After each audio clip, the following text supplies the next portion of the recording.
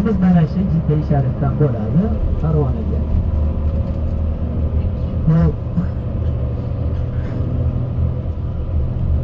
Mana Hazrati Payg'ambarimiz alayhissalatu vassalomni huzuri shariflariga ketyapmiz.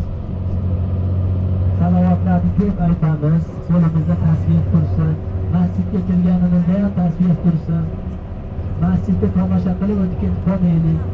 Bolalar gumbazlari, ko'k gumbazlariga ko'zimiz tushadi mehmonxonadan chiqishimiz bilan.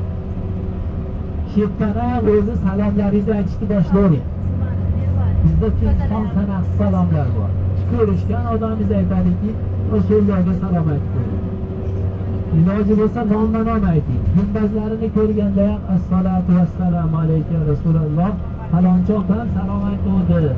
Rasululloh qabul qiling, shafoat qiling deb qo'ying. Omonat shu. Falonchi akam, falonchi tog'am, falonchi amakim, falonchi mahallamdagi odam salom aytdi ya Rasululloh, qabul qiling. Buni gumbazlarni necha marta o'tamiz?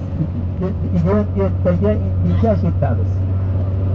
Assalatu vassalamu alayka Rasululloh, falonchi nomidan, Salima xolam, Karima xolam nomidan salom ya Rasululloh, qabul qiling-da, shu odamni ham qiyomat kuni shafoat qiling. So'rab qo'ysak, mana shu omonat salom shu bo'ladi bizga. Bunaqa endi o'zlaringiz bilasizlar, son bizga ham son sanaqda aytishgan, sizlarga ham. Shularni eslaring boricha nomma-nom aytinglar, nomma-nom tillaringga kelmaganini shu yurtimda mahalladoshlarim, yurtimda qavmi qarindoshlarim, yurtimda erkaklar bo'lsa masjid qavmlarimdan shu salomlar aytishgan omonat ya Rasululloh bo'ynimda qolmasin. Shularni hammasini salomini qabul qiling, sizga salom aytishgan. Ko'rmay turib g'ayibdan iymon keltirgan sizga muhabbati bor shularni. Ya Rasululloh, hammalarini qiyomat kuni shafoat qiling deb ana so'rab qo'yamiz. O'sha masjidga kirganimizda, masjidga o'tirgan joyimizda ham gumbazlari ko'rinib turadi. Yoki oldidan o'tib ketamiz. Ayniqsa ayollar shu doimiy gumbazning oldidan o'tib borib masjidga kiradi. Shu o'tib ketayotganingizda ko'k gumbazni oldidan o'zingizga birinchi salom aytib, keyin u farzandlaringiz nomidan, xo'jayinlarning nomidan, ota-onamizdan nomidan ham aytib qo'yamiz. Neki ular ham intiq bo'lib, rasm mushtoq bo'lib o'tib ketishgan, ulardan ham salom qabul qiling ya Rasululloh, ularga qiyomat kuni shafoat qilingni so'rab qo'yamiz.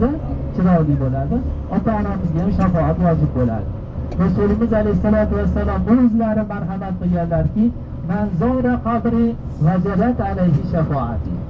Kim meni qabrimni ziyorat qilsa, gumbazlarni oldiga o'tib ketsa, qabrlariga assalatu vassalom deb o'tib ketyapmizmi? Rasulullohni ziyorat qilyapmiz. Masjidlarga kirib assalatu vassalom deyapmizmi? Rasulullohni ziyorat qilyapmiz. Kim meni ziyorat qilsa, qiyomat kunida meni shafaatim vojib bo'ladi deganlar. Buning uchun har kirganimizda salovatdan g'aflat topolmaylik. Rasulimiz alayhissalatu vassalam yana bir hadis shariflarida man zora qabri ba'da vafoti faka'annama zarani fi hayoti.